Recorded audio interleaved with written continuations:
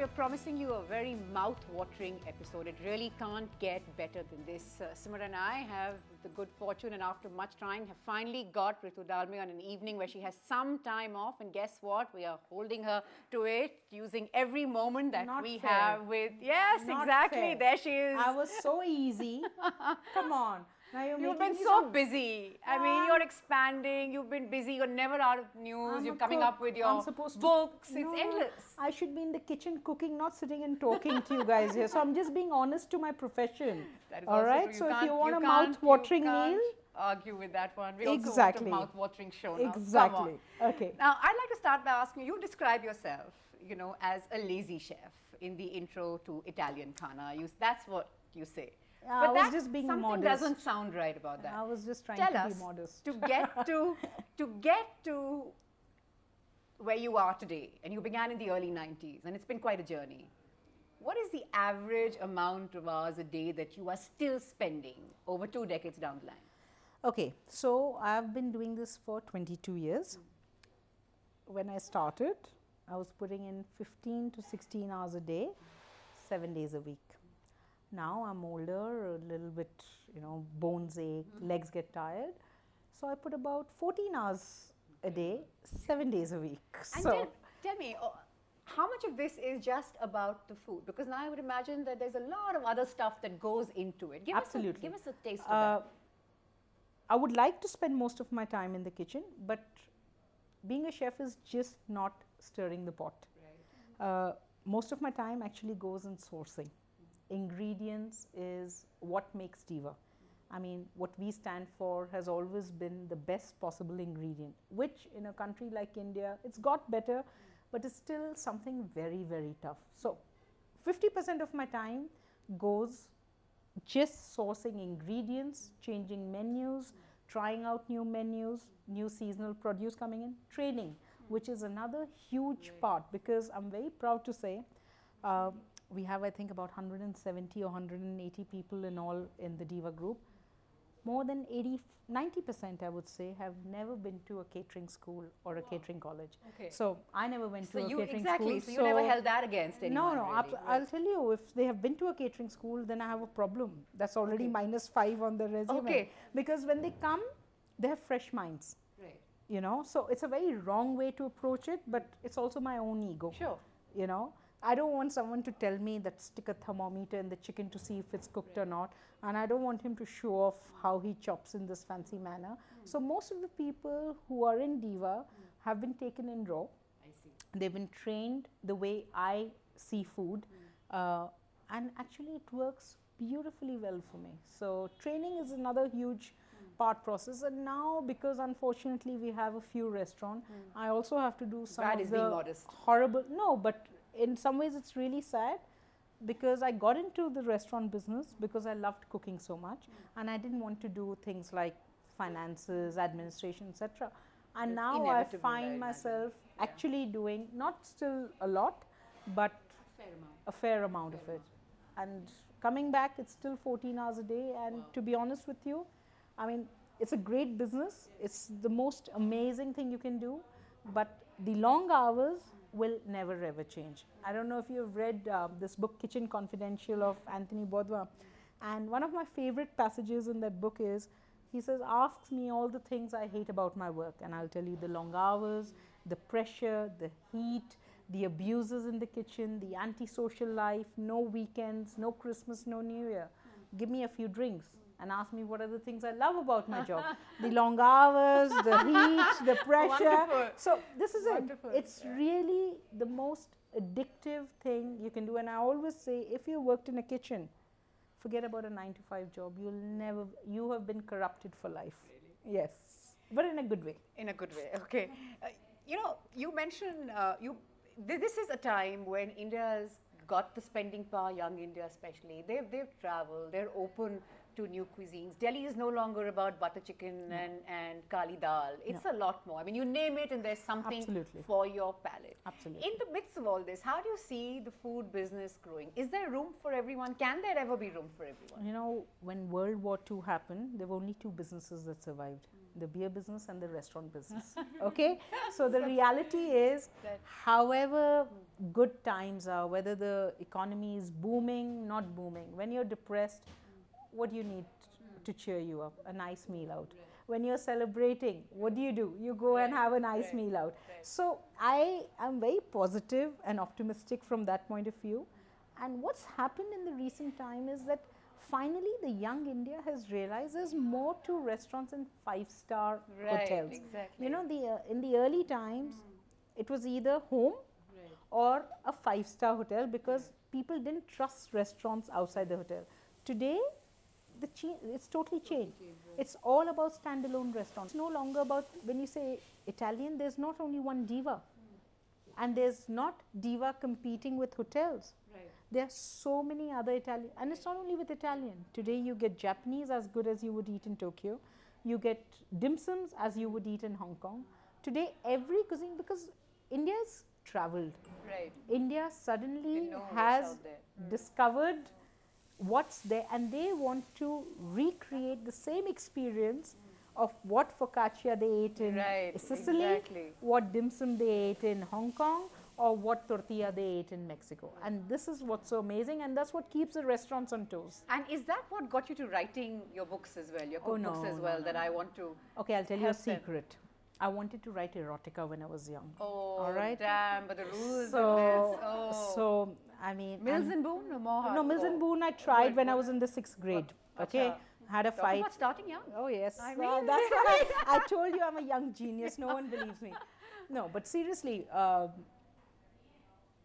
as I said, finally I realized I don't have the talent to write erotica, so might as well do the second best thing, write a cookbook. But it just happened. I mean, I'm sort of a stickler for making notes, etc. So since very early days, whatever I did, I always had long notes and experience, and you know, so in some ways Italian Khana was already there even before it was published, because food for me is always related to a memory.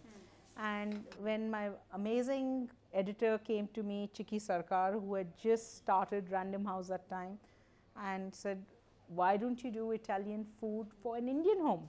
Because all the Italian cookbooks that you find which are written by international chefs, 90% of the ingredients are not available to us. So the book was done basically keeping in mind what are the ingredients that are available without bastardizing the food. Because that is key, I would imagine. I'm a purist, always been a purist. So for me to substitute paneer for ricotta is not an option. But the funny part is, I mean, I also learned many things when I wrote Italian Khana, because my first draft is ready and I'm so happy, and I said, okay, we are all ready to go. And then Chiki looked at the book and said, there's something not quite right about it. I said, what do you mean? She says, you have so many recipes which uses oven. So I said, so? She says, well, most of the young Indians have a microwave. They don't believe in oven. I said, I don't believe it. I gave the manuscript to a few of my friends, and lo behold, all of them came back and said, oven, but I don't have an oven. So went back to it, made it a lot simpler. Between cooking and baking, that for baking, if you get something wrong, your cake won't rise, something will sink. That is true. But with cooking, it's still unnes bis. Absolutely, unnes ikkis. Unnes ikkis. That's why Italians don't do great desserts. Yeah. Thank God. I know that Simran has a whole list of questions. I do have a bunch of questions. You do see chefs more often than not give a few tips about, you know, putting out a great dish. But you're someone who's always said that, you know, there are no tips and there's no theory to cooking. And why do you believe that? Because as I just told you, you know, when you actually go and try out a recipe, food, I mean, let's face it, most of us are not cooking for pure necessity reason. Our mothers and our grandmothers did that. Now, cooking is a lot about interaction. You're cooking with your friends around, or you're cooking for the pure pleasure of it. And the pleasure comes from where? Where it comes when you're doing something and you want to add your own 2 penny bits to it. So I don't believe that there can be one hardcore recipe, or there is one super. I don't have any secrets. This is a reality. So I also don't having believe fun and enjoying it's what actually you do, and then I think is a great time. And as I said, when you're actually cooking, let's face it, there are really some very nerdy sorts who actually follow a recipe to Correct. Book Who every do minute. the thermometer bit. Exactly. I mean, you know who do it. Yes, They do yes, do it. but there are very few of them. Yeah, yeah. But it's not about a scientific, how shall I say, chemical formula or Right. chemistry. As it's cooking, I've always it's a nuance. It's something either you have it or you don't Or have you it. don't have it, right? And if you don't have it, you can follow the recipe to the hilt, and it's still going to be a disaster. You do see a lot of youngsters talking about health, talking about nutritious food. Focus on that. What defines healthy food for you? What do you think is healthy for Ritu Dalmia? I'm a diabetic, but I still eat a dessert every day. Every day. Okay, but saying that, I have to admit, I have had a change in the way I look at food in the last few years. You know, earlier I was a serious believer of what Julia Child used to say, that, you know, Correct. fish the has to cream. swim Yeah, in absolutely. butter, wine and water. But I think all of us today, the life that we lead, where food timings are never adhered to, where everyone is grabbing a bite from where we have to, because as I said, I have way too many ailments myself. So in last few years, for example, at home now, if I have to eat, I have moved to oat bran or ragi. I use a lot more quinoa in my cooking than I've ever done before in all the restaurants. I've started using a lot of pearl barley. I've always believed in organic vegetables, although it's still very difficult to source it, but all our salad leaves, as far as possible, I'm sourcing them from organic farms. Slow food movement, we are really trying very hard to push it, because at the end, you know, we are what we eat. You know, so thankfully, you know, that We're waking up to we are waking up to a long right. way to go, and healthy food can be delicious. You know, also it's a mindset that it's not delicious, but will I open up just a pure healthy restaurant? No, I will No, not, no. because it'll never work. Correct. And Because there's got to be something for everyone, right? There has to be I may everyone. be in a mood to eat, Absolutely. really So be if careful. you see, Cafe Diva, Yeah, you will has- is find that. a lot of healthy options, which are just not salad. In Latitude, again, the menu actually there, the focus mainly is health food, you know, but doing it in a very nice way. So To be able to get to a larger. soon, if I follow my thing, I'm going to look like her. Oh, wow. Oh, wow. What would you call a chef's hard day, like a difficult day? The challenges, some of the days when you feel that, you know, it's just. Yeah, I was going to add, I'll just add to that. You can answer it in one go. What is the most frustrating part of being in the business? Are they sort of, is it the same answer? Is it It's still? the clients.